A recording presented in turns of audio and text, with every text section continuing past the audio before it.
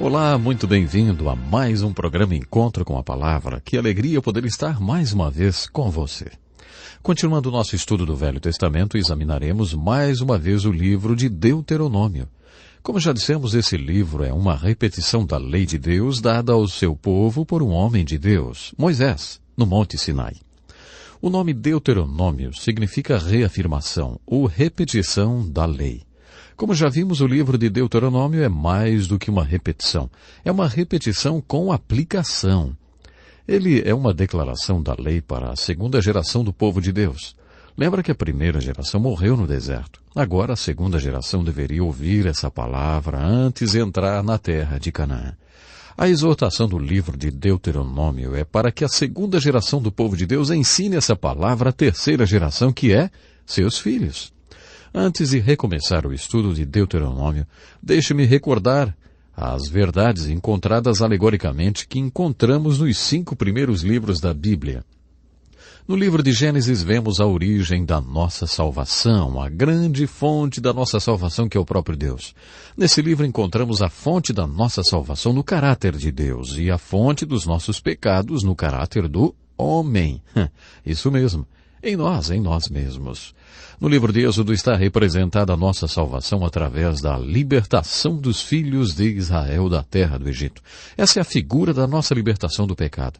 Eles deveriam ter saído do Egito atravessando o deserto, o que levaria apenas 11 dias até chegar na terra prometida em Canaã, a terra que Deus tinha preparado para eles, a terra que é chamada de terra prometida. A impressionante mensagem do livro de Números é que o povo não fez isso. Eles andaram em círculos durante 40 anos. Uma geração inteira morreu no deserto, andando em círculos da falta de fé. Essa é a alegoria da salvação de muita gente. Depois de terem sido libertas do pecado, muitas pessoas, ao invés de entrarem na terra prometida da vida e das bênçãos cristãs, andam em círculos por falta de fé. O livro de Números apresenta essa alegoria da salvação com a qual muitos cristãos se identificam. O livro de Levítico nos mostrou que fomos libertos com um propósito. Fomos salvos para um propósito, e esse propósito é conhecer e adorar a Deus. O livro de Levítico revela a nós que foram libertos do Egito, ou salvos do pecado, como conhecer e adorar a Deus que nos salvou. Como dissemos na primeira parte do estudo de Deuteronômio, esse livro, na verdade, é um livro de sermões. O texto de abertura do livro, parafraseado na Bíblia, na linguagem de hoje, tem as características de um sermão. Prefiro pensar que esse livro é uma coletânea de sermões feitos por Moisés ao povo de Deus. Eles estavam acampados a leste do Rio Jordão, prontos para invadir a terra de Canaã. O livro de Deuteronômio é um livro de grandes exortações e sermões que desafiaram o povo quando ele estava pronto para invadir Canaã e cumprir o propósito da salvação. Mais uma vez, podemos aplicar em nossa vida a alegoria da salvação do livro de Deuteronômio. Se fomos libertos do Egito espiritual, estamos cansados de andar em círculos de falta de fé e desilusão e não estamos reivindicando pela fé tudo que Deus tem para nós, se finalmente chegamos ao ponto de querer tomar posse de tudo que possuímos espiritualmente e das bênçãos espirituais que Deus tem para todo aquele que crê, então o livro de Deuteronômio e todas as suas exortações têm uma aplicação para a nossa vida. As últimas palavras de Moisés ao povo de Deus estão registradas nesse livro. Estão ali as últimas palavras daquele que liderou o povo por tanto tempo e com tanto amor, e que intercedeu diante de Deus por esse povo tantas vezes pedindo perdão e salvação para eles. Nesses sermões tão importantes de Moisés, encontramos uma aplicação para nós que queremos entrar na nossa terra prometida da vida cristã, hoje mesmo, hoje em dia. É com esse conceito sobre o livro de Deuteronômio que eu gostaria de estudar com vocês alguns dos sermões de Moisés. Moisés foi um grande pregador. Honestamente, eu acho que os melhores sermões que poderiam existir já foram pregados e estão nas Escrituras. Os pregadores de hoje fariam um bom negócio se pregassem esses sermões. Alguns desses grandes sermões estão no livro de Deuteronômio e um dos maiores homens de Deus que existiu os pregou. A primeira coisa que estudaremos no livro de Deuteronômio serão os capítulos de abertura do livro. Eles são um resumo da história dos hebreus dado por Moisés com a inspiração do Espírito Santo. A história dos Hebreus é um assunto e tanto. Quando terminarmos o livro de Deuteronômio, o último dos 5 livros, iniciaremos o estudo dos livros históricos do Velho Testamento, livros da história dos Hebreus. Essa é uma matéria muito extensa e uma das mais difíceis que estudamos nos seminários ou nas escolas bíblicas. No livro de Atos, capítulo 7, Estevão também faz no seu sermão um breve e conciso resumo da história dos Hebreus muito importante. Nos primeiros capítulos do livro de Deuteronômio, Moisés resume a história dos Hebreus até os seus dias, mostrando os pontos mais importantes. Há uma forte exortação em todo o livro de Deuteronômio para a obediência às leis de Deus. Você verá, nesse resumo, que quando eles obedeciam às leis de Deus, Deus os abençoava. Quando eles não obedeciam às leis de Deus, ficavam debaixo da maldição de Deus. Essa exortação à obediência é encontrada em todo o livro de Deuteronômio. Uma das palavras-chave do livro é obediência, outra é amor. Você poderia achar que amor não seria um tema discutido nessa parte do Velho Testamento, mas é. A palavra ame é usada muitas vezes nesse livro, principalmente nas exortações de Moisés para amar a Deus de todo o coração. Amor é um tema muito importante desse livro. Outro sermão muito importante de Moisés foi feito depois que ele deu o resumo da história dos Hebreus e também está logo no início do livro, no capítulo 4. Esse sermão exorta o povo a obedecer a palavra de Deus e nunca esquecer as coisas que Deus fez por eles.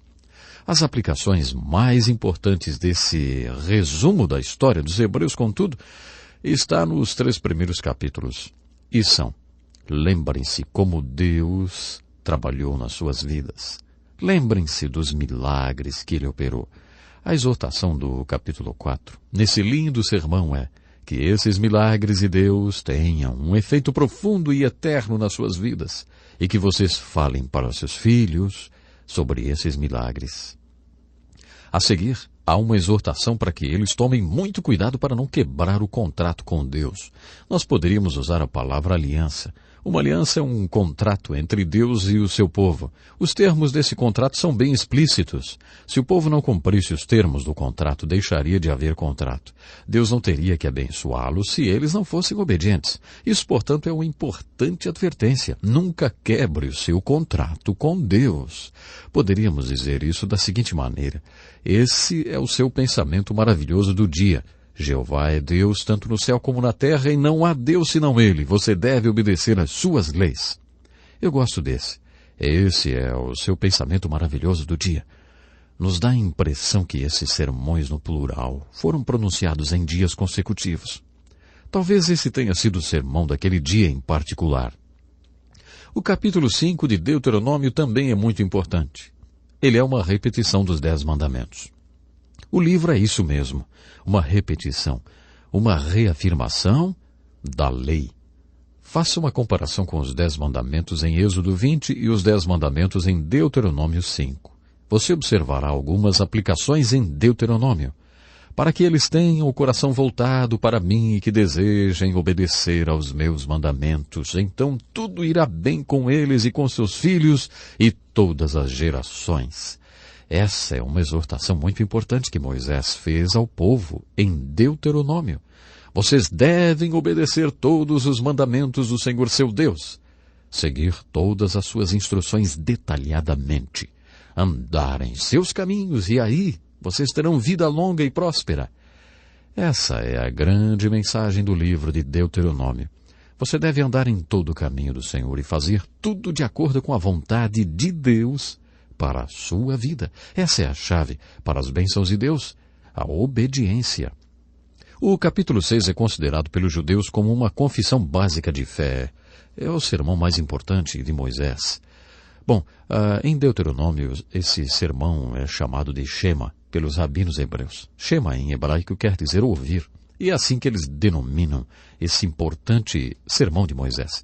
Essa importante exortação inicia-se com as palavras: ouve, ó Israel. Ele é considerado pelos rabinos como o sermão mais importante que Moisés escreveu. Observamos que o propósito de Moisés era exortar a segunda geração do povo de Deus e passar para a terceira e para seus filhos os valores, os valores da palavra de Deus. Isto está bem explícito. Vimos isso em detalhes em nosso estudo anterior. Descobrimos nesse sermão de Moisés a base para a educação cristã dos nossos filhos.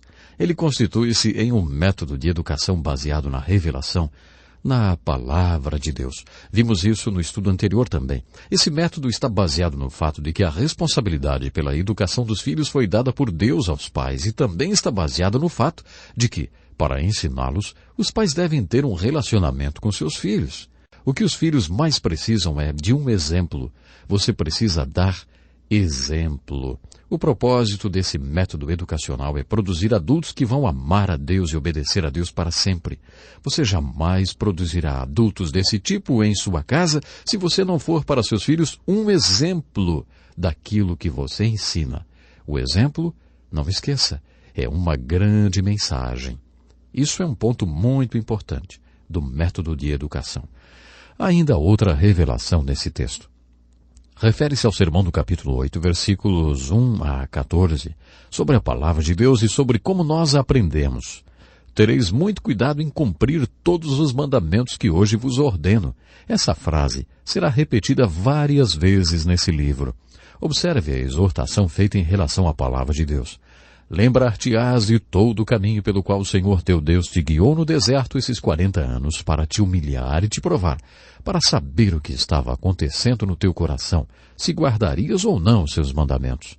Ele te afligiu e te deixou ter fome, depois te sustentou com o maná, que não conhecias, e que os teus pais também não conheceram, para te dar a entender que não só de pão vive o homem, mas de tudo que sai da boca do Senhor. O texto continua dizendo outras coisas. Guarda-te de não te esqueceres do Senhor teu Deus, não cumprindo os seus mandamentos, os seus juízos e os seus estatutos que hoje te ordeno, para não suceder que depois de teres comido e estares farto, te teres edificado boas casas e habitado nelas, depois de se multiplicarem as tuas vacas e as tuas ovelhas, e aumentar a prata e o ouro e tudo quanto tens, se ensoberbeça o teu coração e te esqueças do Senhor teu Deus que te tirou da terra do Egito, da casa da servidão. Sabe, o sermão do capítulo 8 de Deuteronômio, dos versículos 1 ao 14, diz, em primeiro lugar, qual é o propósito da palavra de Deus? Deus nos deu e nos dá a sua palavra porque Ele quer que saibamos como viver. Deus não é um tipo sádico que fica sentado em seu trono criando regras para fazerem felizes. Toda palavra e toda a lei de Deus nasceram do seu amor pelo homem e do seu interesse em nos ver bem. É isso que estava no coração de Deus quando Ele nos deu a palavra. Deus sabe o que é a vida. Ele a criou e sabe como podemos vivê-la plenamente. Jesus disse, eu vim para que tenham vida e a tenham em abundância, tenham muita vida. Como você consegue essa vida abundante? Ora, se você não quer mais ser enganado nem perder mais nenhuma bênção, as Escrituras dizem que você deve se aproximar da palavra de Deus e obedecer cada palavra que Ele ordenou. Então você conhecerá a verdadeira vida. Isso significa que a palavra de Deus tem a ver com vida. Se você quiser entender a palavra de Deus, poderá estudá-la de várias maneiras. A primeira maneira de estudar a palavra de Deus é fazer o que você está fazendo agora. Você também pode ir para uma escola bíblica ou para um seminário e, inclusive, se formar nessa área. Você estudará a palavra de Deus. Mas, de acordo com a revelação de Deuteronômio capítulo 8, essa não é a única maneira de se estudar a palavra de Deus. Na verdade, essa não é a maneira mais adequada. Se a palavra de Deus tem a ver com vida, então outra maneira de estudá-la é estudando a vida. Creio que a palavra de Deus nos dá a compreensão da vida e que a vida nos dá a compreensão da palavra de Deus. Portanto, quanto mais você conhecer a palavra de Deus, mais conhecerá a vida. E quanto mais você conhecer a vida, mais conhecerá a palavra de Deus. Isso quer dizer que se você realmente quiser ter tudo e não perder nada e realmente aproveitar a sua vida, as Escrituras ensinam que você precisa chegar à palavra de Deus e obedecer os princípios de Deus. E você terá tudo de melhor de Deus para a sua vida. Aí você realmente estará vivendo. Outra observação muito importante que devemos fazer é em relação à exortação dada para tomarmos cuidado com o conforto. O apóstolo Paulo afirmou em suas cartas, sei passar necessidade e também sei ter abundância. Isso é um grande desafio. Você sabe passar por necessidades? Você sabe passar por aquelas tempestades da vida? Por aqueles momentos difíceis? Ei, você sabe como viver quando está passando necessidades? Paulo diz que sabia o segredo de viver contente, independentemente das circunstâncias. Mesmo acorrentado em uma masmorra em Roma, ele dizia que sabia passar por aquilo pela necessidade, mas ele também podia dizer, sei ter abundância. Às vezes acho que passar pela abundância é um desafio maior do que passar pela necessidade. É verdade. Uma vez o líder evangélico Charles Colson foi falar para 100 casais que trabalham com ele no ministério em prisões. Durante um retiro anual ele falou, orem por mim porque estou começando a ter abundância no mundo espiritual. Estamos atingindo o ponto de abundância em nosso ministério. Somos elogiados e as pessoas estão começando a responder à visão que Deus nos deu. Agora, elas me aplaudem de pé. E ele continuou, sabe, da última vez eu não soube ter abundância e agora eu estou assustado. Temo não saber passar pela abundância. Orem por mim, para que Deus me conserve humilde e para que eu saiba passar pela abundância.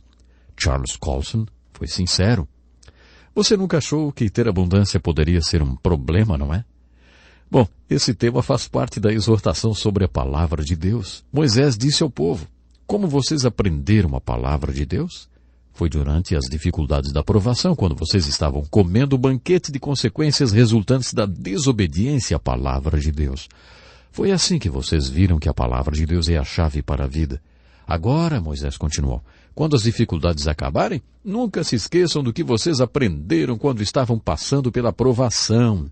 Quando vocês estiverem em abundância, não se esqueçam que é tempo de vigiar.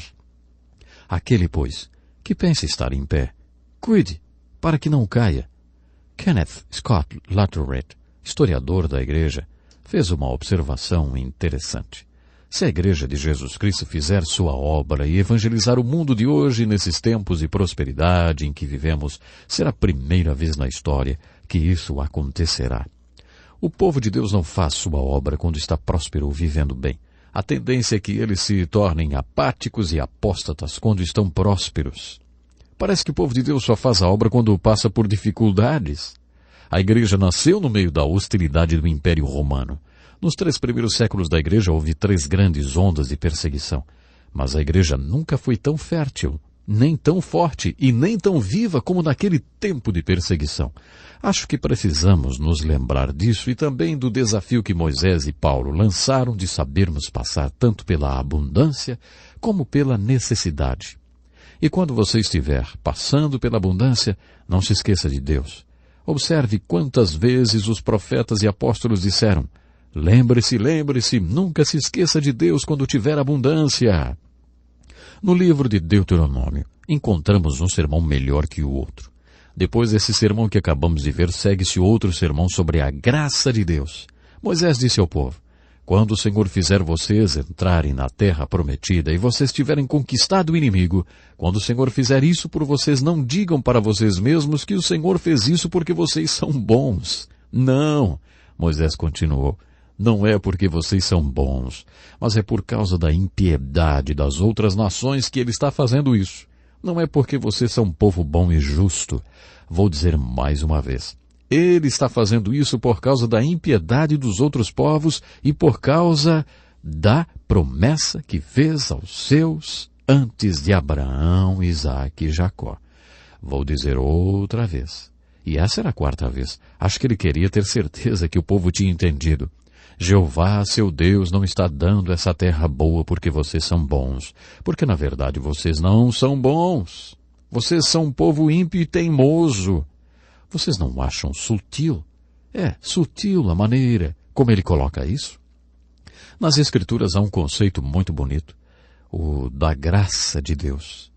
Graça de Deus significa um favor ou bênção de Deus, mesmo que se apresente na força e no poder de Deus. Não me importa de que forma a graça de Deus é apresentada. É o favor e a bênção de Deus que vem sobre nós. Não porque somos bons ou por causa do nosso mérito. Ou por causa do que conquistamos. Jamais podemos nos esquecer disso. Quando pensamos que já aprendemos tudo, percebemos que ainda falta aprender mais. Portanto, graça é um favor imerecido de Deus. Nós não merecíamos esse favor. Mas Deus Teve graça e tem graça. Uma vez, em um sábado à noite, perdi a paciência totalmente. Eu era pastor de uma igreja grande. Um dos meus filhos já deveria ter chegado e já eram 2 da manhã. Eu tive que sair atrás dele para buscá-lo. Fiquei muito bravo e perdi totalmente a paciência. Você não acha que isso acontece com pastores, não é? Pois é. Mas aconteceu comigo às 2 da manhã. Algumas horas mais tarde, às 11 da manhã, eu estava em frente a uma grande congregação. Sentei no púlpito e falei para Deus. Sinto muito por tudo isso que aconteceu, Senhor. Mas hoje o Senhor não vai poder operar através da minha vida. Hoje o Senhor não vai poder fazer nada comigo. Eu estraguei tudo e por isso o Senhor não vai operar. Bom, o texto bíblico daquela manhã foi especialmente importante para mim. Era o texto em que Jesus ensinou a parábola do fariseu e do publicano. Eu nunca tinha percebido que ele tinha ensinado a parábola para aqueles que se achavam justos. Nunca tinha observado isso antes. Enquanto eu lia aquele texto de maneira responsiva com a igreja, foi como o Senhor estivesse me falando. Você confia em sua própria justiça. Por isso acha que na semana passada e na anterior eu podia operar, porque você tinha passado bem aqueles dias. Agora que você teve um dia ruim, perdeu a paciência e tal, acha que eu não posso trabalhar, não é? É, pastor, você não entende nada da minha graça. Era isso que Deus estava falando para mim. Então eu continuei e preguei do mesmo jeito. Eu quase não podia acreditar. A unção do Espírito Santo foi derramada poderosamente naquele dia. Talvez você ainda não tenha aprendido isso. Esse trecho diz, não é porque você é bom, mas porque Deus é bom. Ele ama e abençoa você. Ele é um Deus que possui graça. É isso que significa a palavra graça. E é essa a incrível exortação do capítulo 9 de Deuteronômio. Agora que você compreendeu este conceito de graça, procure observá-lo em toda a Escritura, porque a sua salvação é explicada no Novo Testamento baseada nesse conceito. No conceito da graça. E é muito importante você pensar seriamente sobre isso. A graça de Deus tem tido espaço para atuar na sua vida constantemente? Bom, chegamos ao final do nosso programa. O tempo hoje já se foi. Programe-se para estar conosco na próxima oportunidade, quando vamos continuar a estudar os melhores sermões do melhor homem de Deus. E, sem dúvida, Deus tem algo especial para você, através da sua imensa graça. Até o próximo programa.